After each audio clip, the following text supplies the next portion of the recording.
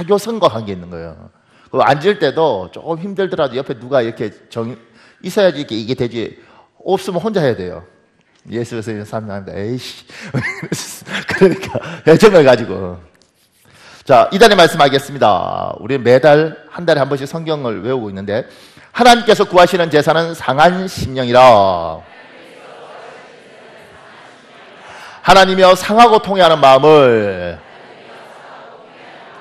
주께서 멸시하지 아니하시리이다. 시편 51편 17절 말씀. 하나님께서 구하시는 예배를 드리겠습니다. 상하고 통회하는 마음을 받아 주시옵소서. 예수님 이름으로 기도합니다. 아멘. 누군가는 하나님 앞에 마음이 너무 아파서 울어본 사람은 이 말씀이 얼마나 위로가 되는 말씀인지 모릅니다. 여러분 중에서 마음이 많이 상한 사람들은 그 상한 것을 사람 앞에 꺼내놓으면 잠시 위로는 될 수 있지만 절대 잘못하면 상처가 됩니다. 하나님 앞에 예배 시간에 이렇게 쫙 꺼내놓으십시오. 하나님이 치유하십니다. 아멘. 자, 오늘 말씀은 이거예요. 사도행전 1장 4절에서 5절에서 뭐라고 이야기하냐면, 예수님이 아버지께서 약속하신 걸 기다려라 이렇게 말을 해요. 5절에 아버지께서 약속하신 게 없이 뭐냐면, 너희는 몇 날이 못되어 성령으로 세례를 받으리라 이렇게 이야기를 합니다. 그리고 사도행전 2장 1절에 4절에 보면, 4절에 정말 몇 날이 못되어서 그들이 다 성령으로 충만함을 받았습니다. 그리고 사도행전 1장 14절에 그 충만함을 받기 위해서 사람들이 다 더불어 다 같이 오로지 기도에 힘쓴 이야기를 하고 있습니다. 오늘 주님이 성령 하나님, 이 하나님을 하나님께서 약속하신 거예요. 하나님이 구약 때부터 너에게 꼭 주고 싶다고 약속하신 것이 뭐냐면 성령인 거예요. 우리나라에 한 100여 년 전에 기독교가 들어왔지 않습니까? 들어왔을 때 성부 하나님에 대한 거부감은 없었습니다. 왜냐하면 우리는 하늘에 누군가가 존재한다고 원래 우리 민족이 믿었습니다. 그래서 우리는 하늘님. 근데 이제 우리나라 말은 이렇게 니얼자가 들어가면 이부 더하기 자리, 그러면 이불 더하기 자리면 요거에 니얼이 없어지고 이부 자리가 되지 않습니까? 이걸 전문용어로 니얼 탈락 현상이라고 합니다. 스스로 기특했어. 근데 이것처럼 하늘 더하기 님도 니얼 탈락 현상에 대해서 하느님 이렇게 되는 거죠. 그래서 우리는 우리 기독교가 들었을 때 하나님을 하늘님, 하느님 이렇게 번역했을 때 전혀 문제가 없었어요. 그리고 요걸 천주교는 이렇게 그대로 쓰고, 우리는 이제 하나밖에 없는 님이다. 그래서 하나님 이렇게 할 거죠. 그래서 우리 개신교는, 기독교는 하나님으로, 천주교는 하느님으로 성경을 번역을 했습니다. 그래서 사람들이 그 하나님이나 하나님에 대해서 이 세상을 만든 분이 하나님이야, 이 부분에서는 큰 부담이 없었습니다. 그냥 받아들였습니다. 그래서 그런 유명한 이야기 있습니다. 선교사가 한국에 왔는데 홍수가 나서 돼지도 떠내려가고 닭도 떠내려가고 소도 떠내려가는데 스님도 떠내려가더래요. 스님 막 떠내려가면서 부처님 이러지 않고 하나님, 하나님으로 떠내려가더라는 거예요. 뭐 진짜인지 가짜인지는 모르겠지만 기본적으로 급할 때는 하나님을 찾는 게 우리 민족의 특징이었던 거죠. 그래서 하나님에 대해서 인정하는 건 문제가 없었습니다. 그리고 이제 하나님의 아들, 하나님이 이 땅에 인간의 몸으로 오셨었다. 그리고 그분이 성자 예수님이다. 예수 그리스도다. 그분이 우리를 위해 십자가에 피 흘리셨다. 이것도 처음에 힘들었지만 받아들일 수 있었습니다. 왜냐하면 대한 예수교 장로회 뭐 이래갖고 장로교, 예수교를 딱 박아버렸기 때문에 저것들은 예수 믿는 것들 이렇게 해서 성부 하나님과 성자 예수님에 대해서는 자연스럽게 받아들였어요. 시간이 많이 걸렸지만, 근데 이제 문제는 뭐냐면 우리는 삼위일체 하나님을 믿지 않습니까? 성부와 성자와 성령, 또는 성부와 성자와 성신, 세 번째 하나님, 성령 하나님이 있다는 거예요. 이게 우리나라는 처음에는 잘 못 받아들이다가 1973년도에 빌리그레함이라는 미국 목사님이 한국에 와서 100만 명이 집회를 합니다. 그리고 74년에 또 한 몇백만 명이 집회를 합니다. 그러면서 한국에 성령 하나님, 하나님이 우리가 삼일체 하나님을 믿지 성부 하나님도 성자 하나님도 성령 하나님도 있구나. 세 분이 한 분 하나님이긴 하지만 성령 하나님이라는 분도 계시구나. 이걸 인식을 하게 된 거예요. 그러면서 이제 복음을 전할 때 이렇게 한 거죠. 옛날에는 교회 다녀, 예수 믿어 이랬는데 어느 날 성령을 영접하셨습니까? 하나님은 인격적으로 만나셨습니까? 이런 이야기들을 한 거죠. 그리고 사도행전 19장에 이렇게 말한 거죠. 너희가 믿을 때 성령을 받았느냐? 성령 받으십시오. 이렇게 이야기한 거예요. 그래서 예수 믿는 사람들에게 기도하고 성령님 나에게 오셔서 나의 하나님이 되십시오. 이게 영접이잖아요. 성령님을 영접하셨습니까? 그리고 성령께서 나에게 오셔서 성령 하나님이 나에게 오셔서 내 안에서 영원히 떠나지 않고 나의 하나님이 되시고 그리고 그 하나님이 나를 자기가 머무는 성전으로 하나님 왕이 있으면 궁궐이고 하나님이 있으니까 거룩한 성전으로 삼고 있다. 이걸 이제 우리가 인식하게 된 거죠. 그래서 우리 몸을 함부로 불리는 것들에 대해서는 죄악이 되는 겁니다. 내가 하나님의 몸인데 함부로 술, 담배 이런 것에 찌들어 있고 마약을 하고 난잡하게 살고 이러면 이거 큰 제약이 되는 거죠. 왜냐하면 내가 하나님의 성전인데 하나님 몸을 함부로 할 수 없다 이거예요. 그래서 저처럼 이렇게 살찐 것도 회개해야 되는 겁니다. 살찐 걸 회개하라는 동네는 없어요.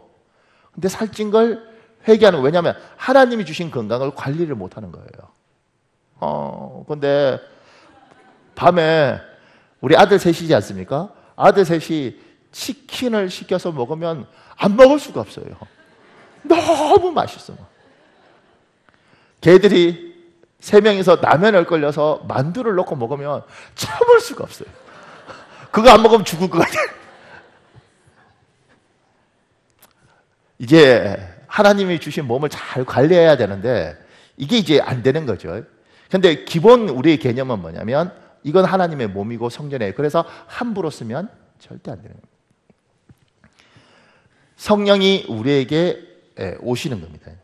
그리고 이 성령이 오셔서 그때부터 하나님 뭐요? 살아계신 하나님이 누군지를 우리에게 가르쳐 주시고 인식시키고 알게 하시는 거예요. 그래서 성령을 받는 걸 성령 세례라고 그러는 거지 않습니까?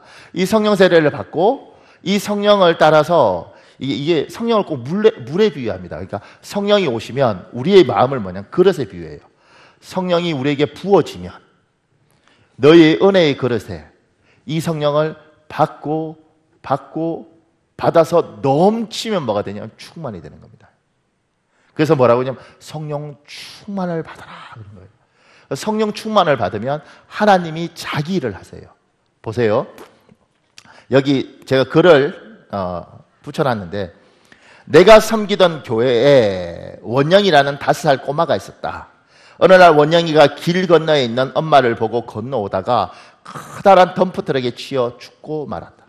그 상황을 눈앞에서 본 엄마는 충격을 받아 정신질환을 앓게 되었다. 이 사건으로 인해 교회 분위기는 침울했고 원영인의 가족은 말할 수 없는 참담함에 빠지고 말았다. 그러던 어느 날 내가 담당하던 중고등부 기도 모임에 원영이 어머니가 참석해서 함께 기도했다. 그때 원영이의 어머니는 방언을 체험하며 원영이의 환상을 보게 되었다. 원영이는 너무도 밝은 곳에서 손을 흔들며 말했다. 엄마, 난 여기서 행복하게 잘 있어. 그러니 엄마도 주님 잘 믿다가 나중에 다시 만나. 그 순간 비통함으로 시간을 보내던 원영이 어머니의 얼굴에 화색이 돌았다. 그리고 얼마 후에 원영이의 어머니와 아버지는 셋째 아들을 가지며 충성스러운 성도로 돌아왔다. 이렇듯 성령의 만지심은 우리의 환경을 뛰어넘는 커다란 힘이었다. 김우현 프로듀서가 지은 하늘의 언어라는 책이 있다. 그 책에는 원영이 가족과 비슷한 이야기가 많이 담겨있다. 성도들이 그저 지식으로만 종교 생활을 하다가 주님의 인재를 체험하지 않고 하고 나서 진정한 신앙생활로 변화했음을 이야기해 준다.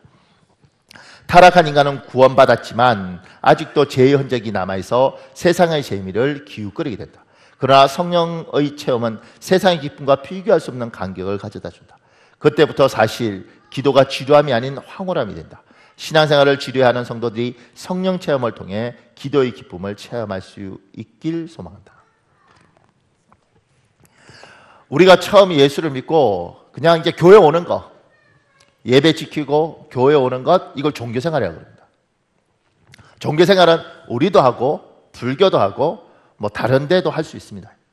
근데 신앙생활이라는 것은 하나님과 인격적인 관계를 맺는 거예요.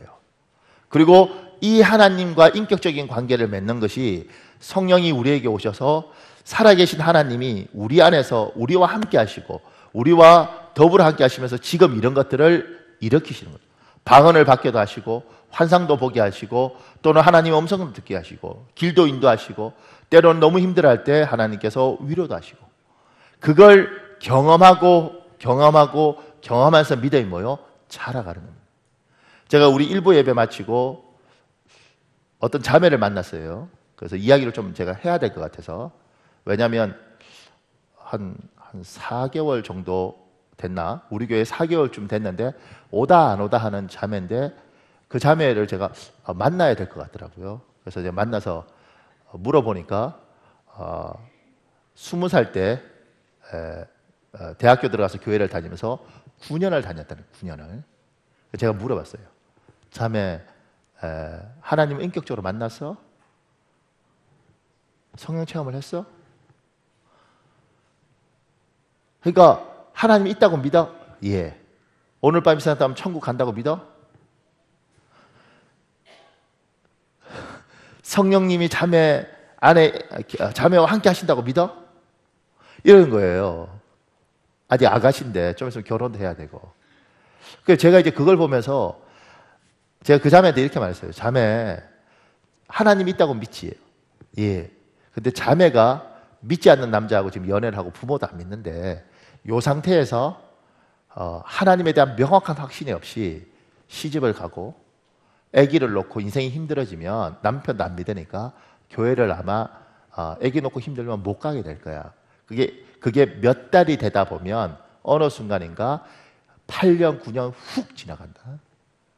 나이도 지나고 시간도 지나서 어느 날 집안에 여러 가지 문제가 생기면서 내가 하나님 앞에 돌아가야 되나? 이러면서 오는 사람을 내가 많이 봤다. 자매 지금 하나님을 꼭 만나야 돼. 그래서 흔들리지 않는 믿음이 명확하게 있어야 돼. 하나님 있어? 예, 진짜 살아계셔요. 이렇게 말을 해야 돼. 어디 분명히 하나님은 하늘에도 계시지만 내 안에 나와 함께 하신다는 걸 나는 명확하게 확신합니다. 이렇게 말을 해야지. 그게 없으면 자매 흔들린다. 예수를 믿으면 하나님이 우리에게 성령을 주세요. 그리고 그 성령을 경험하면 지금처럼 이런 경험도 있고 너무 행복하고 그래서 교회 오는 게 즐겁고 그 은혜 체험하면 희한합니다. 교회 오는 게 너무너무 즐겁고요. 저 보면서 막 너무 잘생겼더라. 목사님이 어떻게 저렇게 얼굴이 뭐 이렇게 하고 성도들이 너무 좋아요. 요렇게 막 행복하게 요게 차고 넘치면 이게 충만한 거예요. 근데요, 성령은 충만하기도 하지만 소멸하기도 합니다. 내 은혜의 그릇에 하나님을 담으면 자꾸 충만해지는데 그러지 않고 하나님이 원하는 방향과 하나님의 뜻 아니고 죄를 짓고 세상과 가깝고 그러다 보면 하나님이 나에게 주셨던 은혜가 하나씩 둘씩 말라가요. 어느 날인가 내 은혜의 그릇에 이번에 가뭄 때문에 빈 것처럼 완전히 비어버리는 겁니다. 그럼 놀라운 게 뭔지 아십니까? 교회 와서 목사님 얼굴 딱 보는데 짜증이 딱 나. 아이씨. 설교를 못하면 얼굴이라도 은혜가 되든가. 쭉 쪄져갖고. 전에는 이랬는데 뭐. 더 웃긴 건 예배가 길어. 1시간 있는 교회를 가야지. 그리고 성도들이 막 예수 그리스도의 심장으로 축복합니다. 네 심장이 튀어나오니? 뭐 이러면서 그러니까 모두 짜증나는 거예요. 은혜가 있을 때는 이 교회는 사랑이 많은 것 같아요. 근데 뭐 아는 척하고 눈 마주치면 뭐 이게요.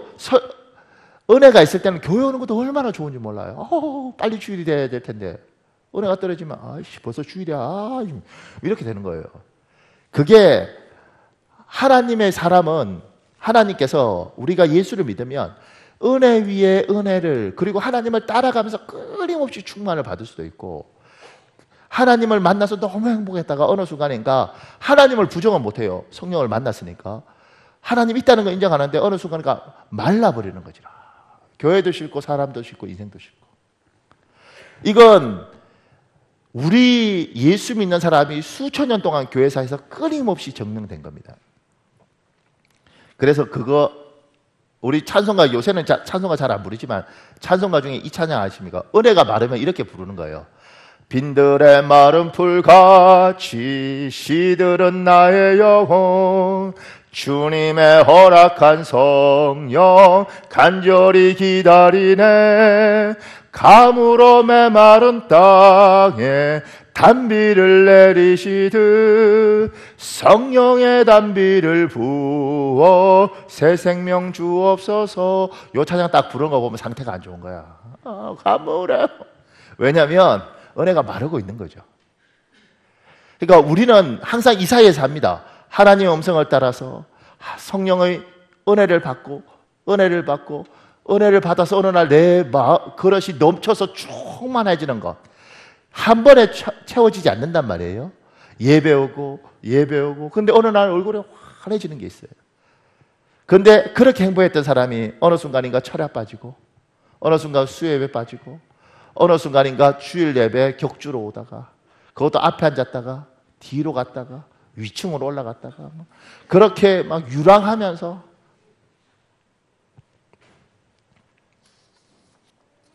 사랑하는 여러분, 오늘 이 자리에 하나님의 성령으로 충만했던 경험이 있었던 사람들 중에 성령을 소멸하고 정말 내 심령이 은혜의 마른 논바닥처럼 쫙쫙 갈라져 있는 사람들이 있다면 오늘 성령 충만을 받고 은혜를 회복하시길 예수님으로 축복합니다.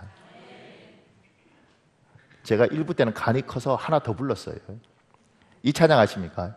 성령 하나님 나를 만지소서, 상하고 깨어져 지친 나를 새롭게 하소서. 성령의 바람 시들은 내 영 살리소서. 만약에 천국 가서 하나님이 얘야, 네가 이 땅에서 전도도 하지 못하고 헌금도 제대로 못하고 네가 이 땅에서 잘한 게 뭐 있니? 이러면 하나님, 내가 헌금도 제대로 못하고 전도도 제대로 못했지만 내가 박현우 목사 찬송할 때 시비 안 걸고 내가 다 들어줬습니다. 목사님 얼마나 힘든지 아십니까? 그만큼 부르지 말라 그래도 끝까지 부르는 그 목사님 밑에서 내가 성도로 사는 게 얼마나 힘든지 아십니까? 그래도 내가 안 도망가고 내가 참았습니다. 복 주시옵소서. 그러면 하나님께서 내가 네 마음 안다 이럴지도 몰라요. 그러니까 여러분들 중에 은혜가 마른 사람이 있다면, 저도 그래요. 제가 이 설교 준비하면서, 설교를 준비하면서 목사는 설교를 준비하면서 이 설교를 때로는 제가 설교하면서 제가 들을 때도 많습니다. 이 말씀을 준비하면서 잊었던 기억이 나는 거죠. 제가 예수 믿고 이제 결혼하고 직장 생활도 하고 신학 대학원도 다닐 때 몸이 정말 힘들었어요. 근데 우리 사모가 제가 결혼할 때 저희 모친이 뭐라고 이야기했냐면, 얘야, 얘는 밥 먹는 거 참 좋아하니까 삼시세끼만 차려주라, 이렇게 이야기를 하더라고요. 우리 사모가 그 말을 받고 정말 열심히 밥을 차려주더라고요. 그래서 제가 직장 마치고 다 오면 밥상을 다 이게 예쁘게 차려놔요. 그러면 앉아서 기도하고 밥을 딱 먹다가 나도 모르게 눈에 눈물이 그렇게 나요. 밥 먹다가 막 울어요. 우리 사모가 남편이 우니까 같이 울더라고. 왜 우는지도 모르고. 그러다가 이제 한참 같이 울다가 물어요. 여보, 왜 그렇게 우세요? 하나님 은혜가 너무 고마워서. 이러고, 나 그렇게 살았거든요.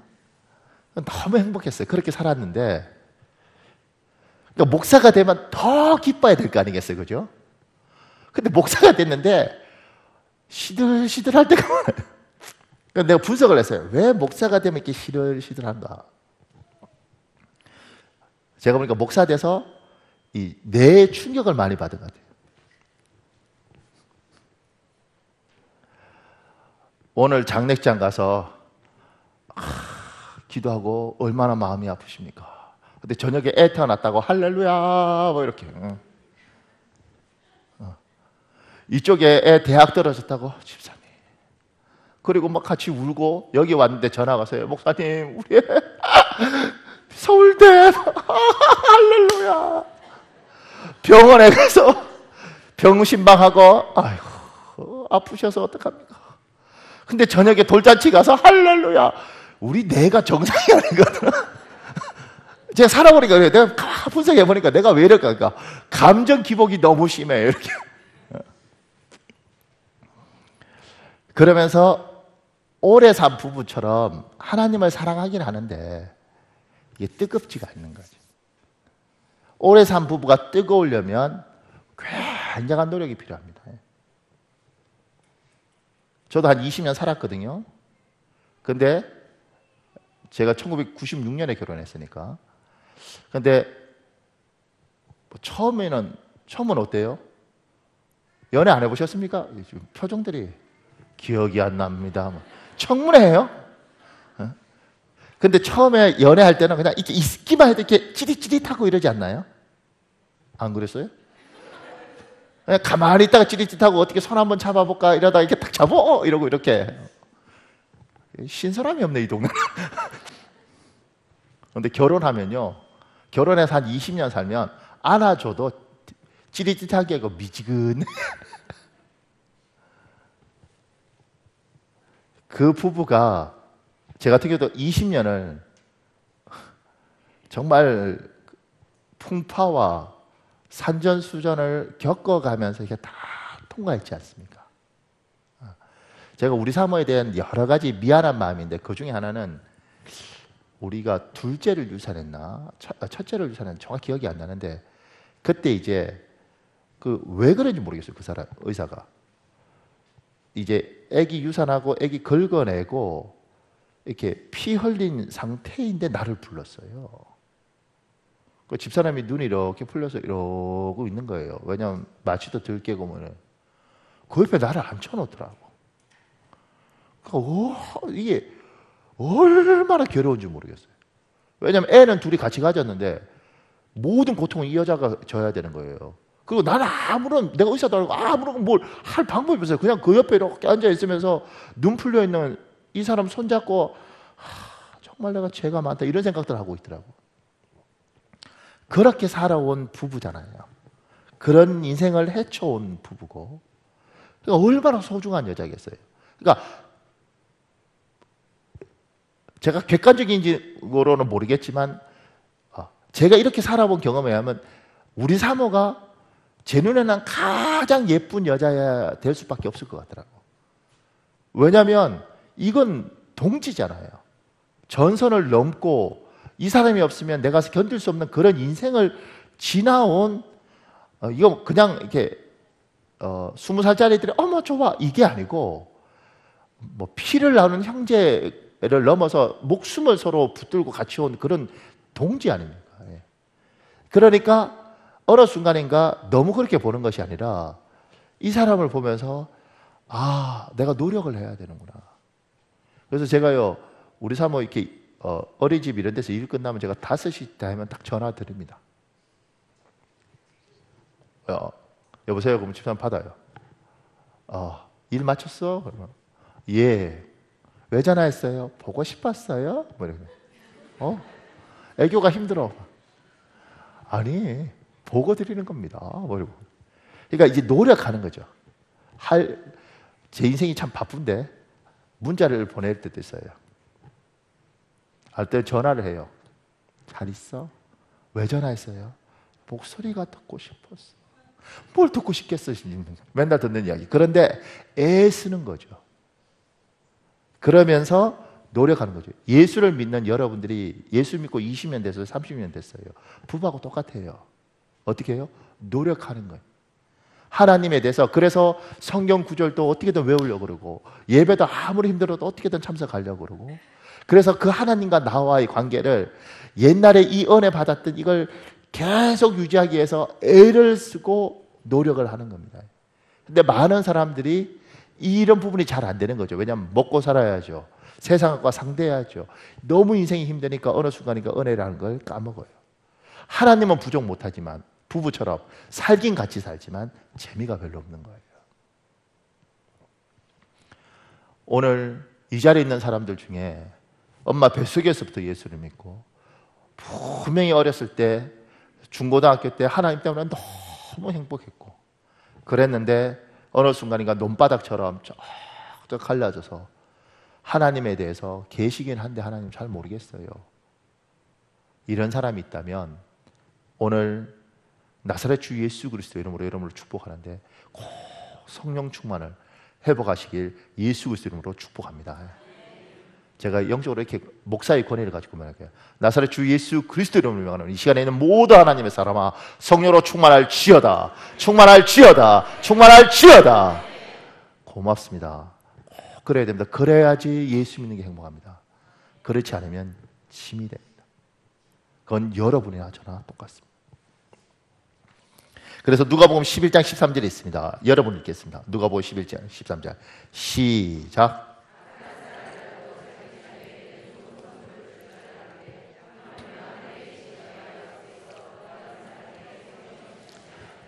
아멘. 그러니까 꼭 오늘 설교 다 마치고 한 10분 정도 통성으로 기도할 때 성령을 구하십시오. 하나님 반드시 주실 것입니다.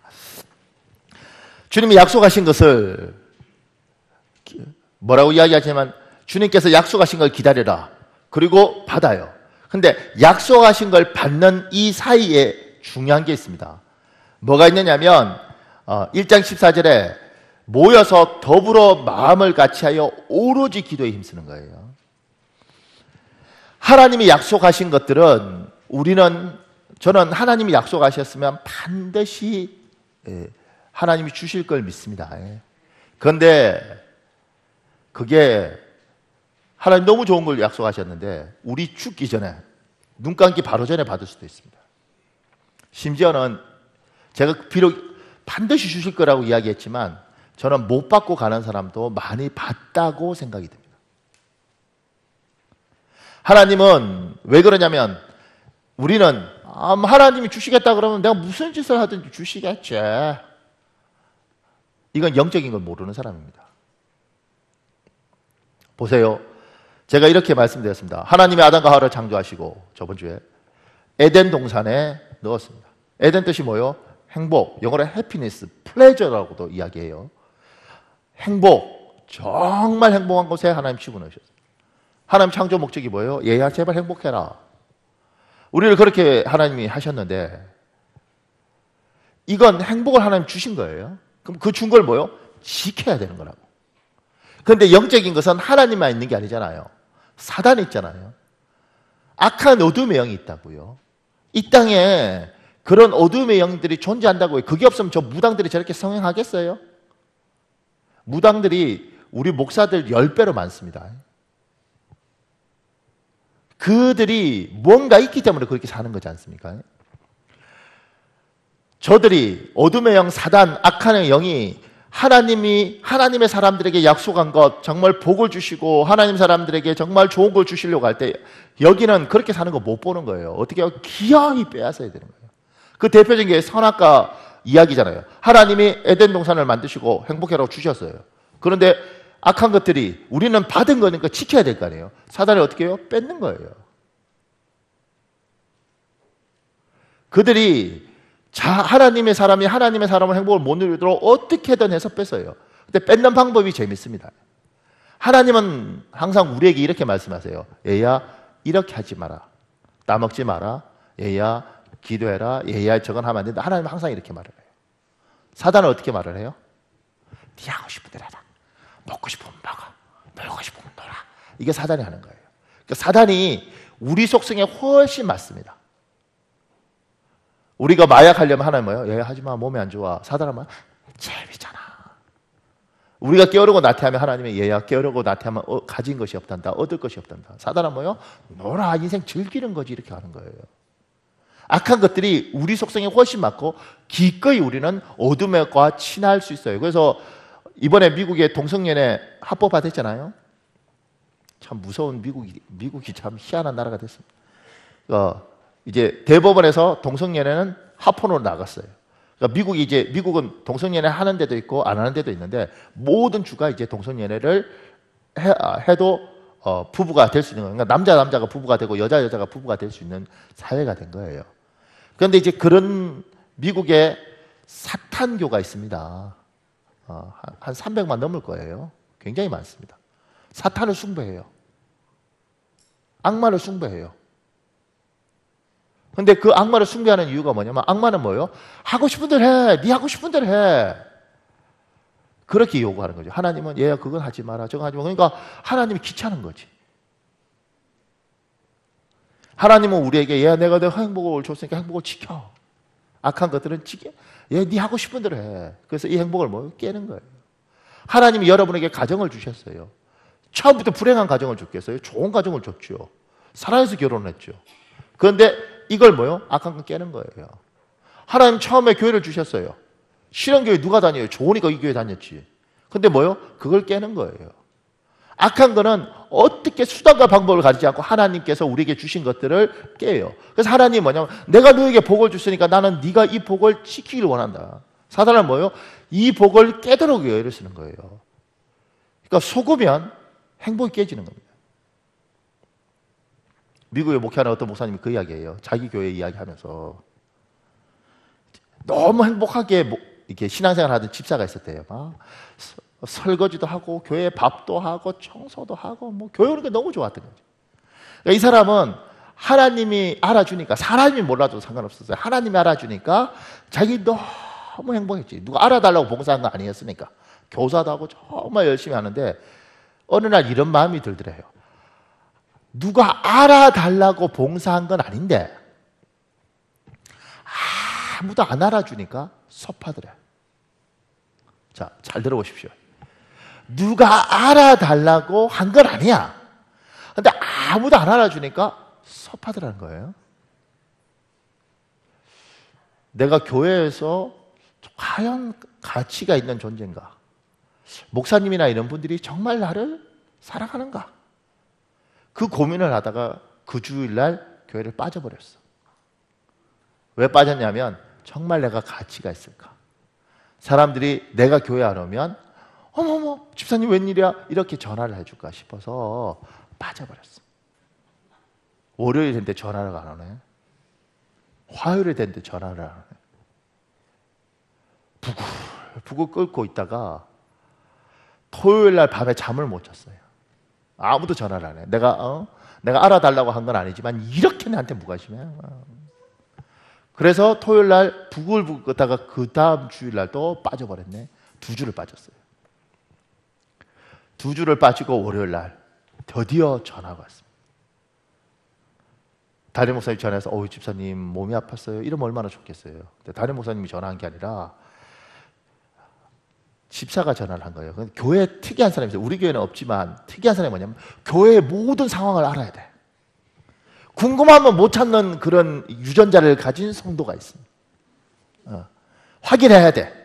저 집 남편이 살았는지 죽었는지 승진을 했는지 말았는지 그거 다 확인해야 돼. 저 집 아들이 어느 대학을 갔는지 뭐 이걸 다 알아야 되는, 그래야 직성이 풀리는 특이한 유전자를 가진 사람들이 교회 안에 있습니다. 그런데 그런 유전자를 가진 집사가 전화를 했더래. 어머 집사님 안 보이더라. 그냥 바빴어. 그럼 바빴어. 집사님 안 보이니까 너무 이게 서운하고 또 목사님 눈빛이 집사님을 찾는 것 같더라. 눈빛이 뭘 찾겠어. 근데 어떻게 알겠어 눈빛이 집사님 막 찾는 것 같더라. 집사님 목사님한테 전화라도 드려. 이렇게 하면 얼마나 좋겠어. 그런 사람을 가진 사람은 절대 그렇게 하지 않아요. 그런 사람을 가진 사람은 여기 전화해서 집사님 빠졌더라. 바빴어? 이거 벌써 2주나 빠졌는데 목사님이 전화 안 왔어? 안 왔는데 뭐 바쁘신갑지? 그래? 저기 돈 많은 저 집사님 있잖아. 거기 빌딩 있는 그 집은 저번 주에 빠졌다고 전화했다던데? 그 순간 뭐 나는 돈도 없고 말이면 지금까지 행복했다고요. 즐거웠다고요. 근데 악한 게 뭐예요? 내가 가치가 있나? 이렇게 한번 했는데 그게 뭐예요? 나중에 교회하고 완전히 등지게 되는 거죠. 목사님 볼 때마다 난 돈 없다고 이렇게. 그러니까 속으면 그렇게 되는 거예요. 행복했는데 행복하지 않아요. 부부 사이도 그래요. 참 내가 보면 내일이 생일이야. 여자 참 집사람이 잘 들어봐요. 내일이 내 생일이에요. 근데 이게 보니까 남편이 모르는 것 같아. 그 전날. 그럼 어떻게 해야 돼요? 여보 내일 내 생일인데 뭐 해줄 거야? 이렇게 하면 간단해. 근데 악한 게 생각을 집어넣는 거지. 내 생일인지 알까? 그날 저녁부터 이제 꼴에 보는 거죠. 생일이야. 아침에 일어났는데 남편이 아무런 이벤트 없이 밥 줘. 돼지 참 처먹고 싶어. 진짜 나 이거 진짜 봤어요. 제가 그 20살 때 저희 사촌 누나 집에 있었는데 사촌 누나가 어느 날 아침에 일어나갖고 머리 이래갖고 이러더라고. 어휴 분위기가 안 좋아요. 근데 매형은 표정이 이렇게 약간 눈빛이 불안해 떨더라고. 그거 보니까 그날이 결혼 기념일인가 그런데 그걸 못 챙긴 거네. 어이구 나 이게 뭐요? 이렇게 되면 험해지는 거잖아. 내가 말을 하면 되지. 내일 내 생일인데.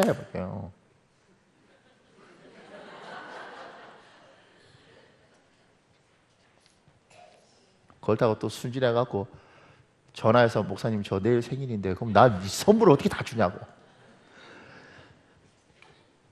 행복할 수 있거든요. 근데 그 행복이 뭐예요? 깨지는 거예요. 악한 건 그렇게 집어넣어요. 그러니 내가 하나님이 나에게 행복을 주기 위해서 약속된 그 행복을 주기 위해서 약속된 성령을 받은 것처럼 뭐예요? 기도가 받쳐줘야 되는 겁니다. 사랑하는 여러분, 하나님 우리에게 기도를 주셨어요. 이 기도는 능력이 있고 파워가 있습니다. 기도는 상황을 바꾸고 환경을 변화시키는 겁니다. 믿으십시오. 아멘. 그냥 기도는 내가 하나님과 내가 대하니까 내가 그냥 이야기하고 이게 아니라 기도 자체가 엄청난 권세를 가지고 있고 힘을 있고 상황을 뒤집는 겁니다. 제가 여기 글을 하나 붙였는데 그 전에 마태복음 21장 21절에서 22절이 있습니다. 21절 제가 읽고 22절에 여러분 읽겠습니다. 예수께서는 이렇게 말씀하시다. 나는 분명히 말한다. 너희가 의심하지 않고 믿는다면 이 무화과 나무에서 본 일을 할 수 있을 뿐만 아니라 이 산들어 번쩍 들려서 바다에 빠져라 하더라도 그대로 될 것이다.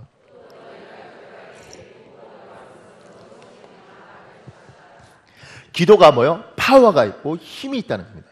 옛날에 이 구절 가지고 어떤 분이 기도한다고 산이 번쩍 들려서 바다에 빠져요. 거짓말하지 마세요. 그러니까 어떤 목사님이 그랬다고 그래요. 나 이거 봤다고. 진짜 된다고. 거짓말하지 마. 진짜라고. 내가 우리 우리 집 앞에 있는 산 없애달라고 하나님께 막 10년을 기도했는데 경제개발 되면서 불도저가 확 밀어버리더라고. 뭐 이렇게 이야기하더라고. 진짜인지 가짜인지 모르겠어요. 그러니까 기도가 파워가 있고 힘이 있어서 산을 번쩍 들어서 바꾼다는 거예요. 악한 것들이 우리를 이렇게 공격하고 우리에게 행복을 하나님 주신 약속된 걸 뺏으려고 할 때 기도가 필요한 거예요. 여기는 박상은이라는 이제 이 의학 박사인데 그 사람이 자기 아버지 목사님 이야기를 적어놨어요. 초창기 부흥 강사 시절이셨다. 아버지께서 대구 동신교회를 시무하고 계실 때 신방을 가게 된 신기출 씨의 집에는 등이 굽은 장애 아들이 있었다. 게다가 안전뱅이로 아랫목에 앉아 있었다. 6개월이나 지나서 목사로서 성도의 집을 신방하게 되었다는 사실에 미안하기도 하고 그동안 너무 모른 척하고 있었던 것 같아 송구스러운 마음에 그 가정을 위해 간절히 기도를 해드리고 오셨다. 그런데 돌아오는 길에 자꾸만 자신을 자책하게 되셨다고 한다. 이놈아, 내가 목사냐? 베드로는 40년대 안전뱅이를 한마디 말로써 일으켰는데 너는 그 불쌍한 아이에게 일어나란 말 한마디도 못하다니 지체 내가 목사냐? 아버지는 그날 신방을 하고 돌아와 매일 새벽 교인들의 가정을 위해 기도할 때마다 신기출 씨 아들을 위해 간절히 기도드리셨다. 불쌍한 영혼을 위해 기도를 하다 보니 자기도 모르게 눈물이 나며 간절한 마음이 생기셨다. 그러던 어느 날 교회에 심우하시던 전도사님이 대문을 열고 들어오면서 큰 소리로 말씀하셨다. 목사님, 신규철 성도님 댁 아들이 나왔습니다. 안전뱅이 아들이 일어섰어요. 네, 확실히 봤습니까? 네, 제가 지금 보고 왔습니다. 그 길로 뛰어가 성도님 집으로 가보니 며칠 전까지만 해도 안전채로 멍하니 있던 아들의 등이 코다지고 두 발로 뛰어다니며 춤을 추고 있었다. 그 모습을 보며 베드로가 믿음의 기도를 드렸을 때 응답하셨던 것처럼 하나님은 부족한 종의 기도와 아버지의 애끓는 기도를 그냥 지나치지 않으셨음에 감사하셨다. 안전뱅이를 일으킨 사건은 그 뒤로도 이어졌다. 80년 세계복음화 대회 면목동 지구 연합 준비 부흥회를 이끄시던 날이었다. 금요 새벽 기도 끝에 안수기도를 받기 원하는 분들은 제일 앞줄 의자에 나와 있으라고 하니 많은 분들이 앉아 있었다. 그런데 기도를 받고 나면 본좌석으로 돌아가야 하는데 한 처녀가 그 자리에 그대로 앉아 있었다. 그 모습을 본 교회 직분자가 말했다. 자매님, 자리를 비켜주셔야 다른 사람이 자리에 와서 기도를 받습니다. 그러자 옆에 있던 청년이 말했다. 이 사람은 안전뱅이라 꼼짝도 못합니다. 아버지는 앞줄에 모여든 성도들에게 일일이 손을 얹어 안수를 하며 그 처녀를 위해서도 간절히 기도드렸다. 그러나 그녀는 안수를 마치는 동안 조금도 움직이지 못하고 그대로 앉아 있었다. 주님의 허락과 약속에 의지하여 안수기도를 하였으니 믿음대로 이루어 주실 줄 믿습니다. 아멘. 그렇게 기도를 마치려는데 갑자기 할렐루야라고 외치는 소리가 들렸다. 방금 전까지만 해도 맨 앞줄에 앉아 꼼짝도 못하던 그녀의 목소리. 눈으로 보고도 믿을 수 없는 일이 벌어졌다. 그녀가 큰 소리로 고함을 치며 일어나 온 예배당을 빙글빙글 돌면서 기뻐하자 전 성도가 일어나 함께 울며 기뻐의 박수를 쳤다. 그녀는 찬송을 부르며 뜨거운 감사의 눈물을 흘렸다. 믿음의 기도는 신유의 기적을 낳았다. 이런 신유의 기적들이 일어나자 주변에서는 신유 연사를 더 크게 사용하시라는 권유를 했지만 아버지는 극구 사용하셨다. 제가 제 기도를 받으면 병이 낫는다고 떠들고 싶지 않습니다. 신유의 기적은 하나님의 은혜로 나타나는 것입니다. 말씀이 살아있고 기도가 살아있을 때 하나님이 그 기도에 응답해 주시는 것이지요. 저를 앞세우긴 싫습니다. 기도가 뭐요? 환경을 변화하고 상황을 바꾸는 겁니다. 지금 이 글이 재밌는 건 뭐냐면 그 박상은이라는 사람은 고려대 의대를 나온 의학 박사예요. 병원 원장이란 말입니다. 그러니까 과학으로 치료하는 사람이잖아요. 그런데 어렸을 때부터 자기 아버지 목사님이 기도하면서 안전뱅이를 일으키고 암 환자를 낫게 하는 걸 본 거예요. 그러니까 과학적인 사람이 어렸을 때 봤던 이 부분에 대해서 이렇게 기록을 한 거죠. 기도는 뭐요? 상황을 바꾸고 환경을 바꿉니다. 제가 이 설교하면서 1부 때는 안 했는데 2부 때는 꼭 하고 싶은 말이 있습니다. 여러분들 중에 너무 힘든 상황이 있으면 기도로 돌파하십시오. 돌파가 뭐예요? 어떤 문제가 있을 때 깨고 들어가는 거 아닙니까? 그러니까 하나님은 우리에게 기도의 능력을 주셨다고요. 이 기도를 가지고 뭐요? 돌파하는 겁니다. 우리나라 새마을 운동할 때 가나안 농군학교 김용기 장로가 있습니다. 기독교 반한 분인데 그분이 기도글에 적어놓은 것입니다. 조국 위에 안심하라. 조망만한 키 가진 사람이 강원도인가요? 거기서 산골짜기에서 일한 사람이 그런데 조국 위에 안심하라. 거기에 붙어 있는 게 뭐냐면 이렇게 된 거예요. 내가 기도하니 조국 위에 안심하라. 한 사람이 자기 기도로 조국을 지킨다고 믿었던 겁니다. 기도는 상황을 깨고 환경을 바꾸고 돌파하는 능력이 있습니다. 문제가 있으면 그 문제를 붙잡고 지금 이 제자들이 성령 약속된 거거든요. 약속된 성령을 받기 위해서 10일 동안 집중적으로 혼자 기도한 것도 아니고 모여서 기도했어요. 떼거리로 기도했다고. 몇 명이요? 120명이. 기도는 조용히 골방에서 할 건 골방에서 하고 성경에 골방에서 하라는 이야기 하지 않잖아요. 120명이 모여서 떼거리로 기도하는데 여러분의 기도로 이거의 상황이 돌파하지 않으면 할 수 없으면 기도 부탁을 하세요. 집사님 기도 좀 도와주세요. 집사님 우리 애가 힘든데 기도 좀 해줘. 그리고 기도로 이 문제를 돌파하는 겁니다. 돈 없으면 돈 달라고도 기도하고 하나님한테 달라 그래야지 누구한테 달라 그러겠어요. 아이가 도저히 정신을 못 차리면 내 아이를 두고도 기도하는 겁니다. 하나님. 그리고 그게 때로는 금식하면서 기도하고 때로는 40일 철회하면서 기도하고 매달려서 승부가 날 때까지 하는 거죠. 사랑하는 여러분, 하나님 음성으로 들으십시오. 여러분들 중에 문제가 있으면 그것이 사업의 문제든 가정의 문제든 집안의 문제든 몸의 병이든 그것이 문제가 있으면 그 문제를 기도로 돌파하시길 예수님으로 축복합니다. 기도로 돌파하십시오. 우리 선배들은 그렇게 기도하고 살았어요. 매달려서 살고 금식하며 살면서 어떻게 하겠어요? 말로 해도 안 되고 몸으로 해도 안 되고 떼서도 안 되면 하늘에 하나님 외에는 방법이 없으면 하나님 앞에 목숨 걸고 기도하는 거죠. 하나님 바꿔주십시오. 근데 문제가 있습니다. 아무리 기도해도 안 되는 게 있습니다. 고린도 후서 12장 7절에서 9절이 있는데요. 이거 잠깐만 교도갈래요? 여러 계시를 받은 것이 지극히 크므로 너무 자만하지 않게 하시려고 내 육체의 가시 곧 사단의 사자를 주셨으니 이는 나를 쳐서 너무 자만하지 않게 하려 하심이라.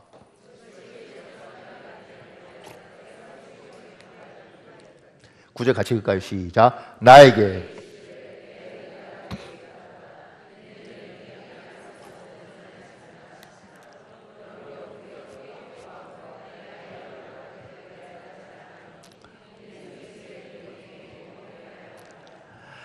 사도 바울이라는 위대한 하나님의 사람이 있었습니다. 그런데 그 사람이 우리가 안질일 수도 있지만 간질로 봐요.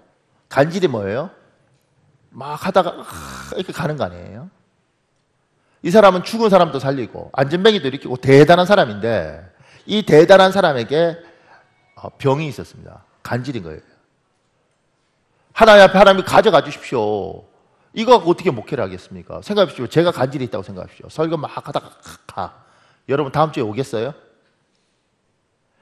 어차피 안 넘어질 건데 와야죠. 이렇게 말을 해야지. 나 이 세상에 머리 제일 나쁜 사람은 이런 사람이라고 생각합니다.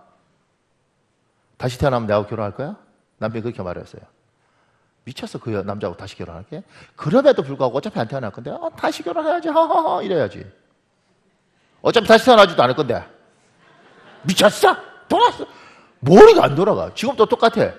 어차피 나 간절로 쓰러질 것도 아닌데 이왕이면 여러분 오겠어요? 그러면 와야죠 목사님 무슨 이렇게 말을 해야지. 그래요? 그리고 기도를 하지. 내 지금 표정들이 쓰러지면 안 올 것 같아. 회개하세요. 회개하십시오. 정말 보세요. 목사 하다가 갔어. 얼마나 미치겠냐고. 하나님 앞에 없애달라고 3번이나 정말 간절히 기도한 거예요. 이 3번 기도가 아마 40일 철야 100일 기도 뭐 이랬을 거예요. 하나님이 안 가져갔어요. 제가 생각할 때는 분명히 죽기 전에 하나님이 이걸 평생 간질을 주진 않았을 거예요. 근데 이 간질을 하나님 안 걷어갔어요. 왜냐하면 여기 계세요.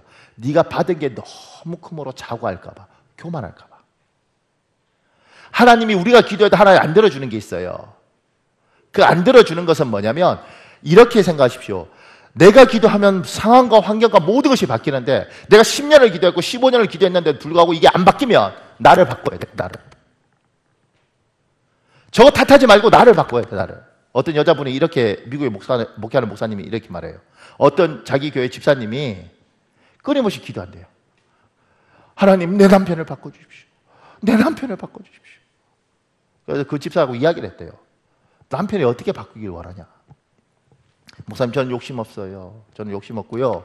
남편이 예수 믿고 예배 꼬박꼬박 참석하고 퇴근하자마자 일찍 집에 들어오고 돈 많이 벌 필요도 없고 한 300~400만 원 이렇게 벌어오고 그 다음에 술 안 먹고 담배 안 피고 그 다음에 애들 이렇게 방학 때 되면 애들하고 같이 여행 같은 거 해외여행 이런 거 가고 그리고 생일 때 되면 뭐 다이아까지는 필요 없고 24K로 반지나 뭐 그냥 매년 이렇게 해주고 저 욕심 하나도 없어요 목사님.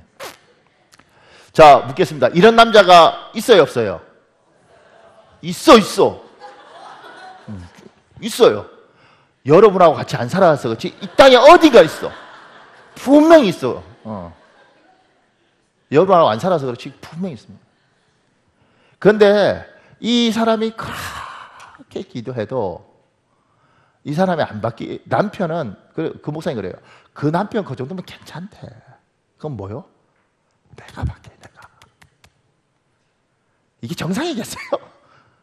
내가 기도해서 안 바뀌면 생각을 해보라고. 내가 원하는 대로 기도했는데 안 됐어. 그럼 뭐요? 이게 문제가 없으면 내가 문제가 있는 거예요. 하나님이 내가 죽도록 기도했는데 안 바뀌면 나를 바꿔요. 나를. 제가 다음컨대 분명히 말합니다. 여러분이 기도하는 정말 많은 것 중에 여러분이 바뀌면 여러분의 기도 제목의 80%에서 90%는 없어집니다. 이게 무슨 말인지 안 되네. 보세요. 하나님, 나에게 우리 집에 돈을 주세요. 하나님, 나에게 돈을 주세요. 하나님이 돈을 주실 수도 있지만 이렇게 말하는 사람도 많을 겁니다. 얘야, 네가 씀씀이를 좀 바꿔주면 안 되겠니? 너는 어떻게 돈이 들어오면 계획도 없고 100만 원 들어오면 100만 원 쓰고 200만 원 들어오면 200만 원 살아야 되고 1000만 원 들어오면 1000만 원 쓰니 얘야, 네 씀씀이를 좀 바꿔. 하나님, 제가 우리 아이들하고 관계가 좋았으면 좋겠어요. 제가 집에 가면 우리 애가 뽀뽀도 해주고 마누라도 저 안아주고 뽀뽀해주고 이렇게 했으면 좋겠습니다. 하나님, 그런데 이것들이 절대 바뀌지 않고 나만 가면 다 도망갑니다. 하나님, 이 인간들을 좀 바꿔주시옵소서. 그러니까 하나님이 이렇게 말씀하신 거예요. 얘야, 네가 술과 담배를 좀 끊으면 안 되겠니? 네가 담배에 찌들었는데 네가 그 담배에 찌든 데다 술 먹고 와서 애들한테 뽀뽀할 때 애가 경기하지 않겠냐? 몸에서 냄새나고 담배 피우고 이러는데 누가 오겠냐고. 그러니까 여기를 바꾸는 게 아니고 네가 바뀌면 여기가 편해지는데, 많은 우리 선배 목사님이 이렇게 이야기해요. 한 100명 성도하고 목회를 하는데, 하나님, 저 집사는 저게 날리고 이 집사는 이게 날리고 저 장모는 저게 날리고 저 권사는 저게 날리고, 하나님, 저 인간들을 바꿔주십시오. 그러니까 하나님이 그러더래요. 야, 내가 100명 바꾸는 것보다 네 하나가 바뀌는 게 훨씬 낫겠다. 우리가 어떤 문제를 두고 열심히 기도하는데 하나님이 안 들어줘요. 왜 안 들어줄까? 기도로 돌파해야 된다고 생각 막 하는데 정말 안 들어주고, 왜 안 들어줄까? 그러면 하나님이 저게 바뀌는 게 아니고 날 보고 바꾸라고 그러시는 겁니다. 그래서 기도하다가, 사랑하는 여러분, 우리 교회 열심히 통성 기도하잖아요. 기도하다가 어떨 땐 기도도 없고 한번 생각을 해보십시오. 주님, 내가 어떻게 해야 됩니까? 내가 어떻게 하길 원하십니까? 우리가 바뀌면 우리 기도의 80%, 90%는 더 이상 기도할 필요가 없는 게 너무 많아요. 그런데 우리는 안 바뀌고 저걸 바꿔달라 그래. 자, 말씀을 정리하겠습니다. 사랑하는 여러분, 하나님께서 예수를 믿을 때 성령을 주셨습니다. 찬양팀 나와야 됩니다. 성령을 주셨습니다. 이 성령은 약속된 겁니다. 이걸 뭐요? 내 은혜의 그릇에 채우면 충만해집니다. 그런데 하나님 뜻대로 살지 않고 자꾸 하나님 반대 방향으로 가면 마른 논바닥처럼 은혜가 빕니다. 이걸 성령 충만이라고 그러고 이걸 성령 소멸이라고 이야기합니다. 우리들 중에 하나님과 너무 충만했고 가까웠다가 소멸한 사람이 있다면 이 시간에 회개하시고, 하나님, 나에게 다시 한번 충만할 수 있도록 은혜를 부어주시옵소서. 하나님 부어주십니다. 하나님 오늘 주시려고 그러십니다. 두 번째, 여러분들 중에 산 같은 태산 같은 문제가 있다면 기도로 돌파하십시오. 하나님 알아서 해주겠지, 이게 아니라 하나님이 약속된 것을 제자들이 10일 동안 모여서 전심전력으로 기도했으면서 돌파를 했어요.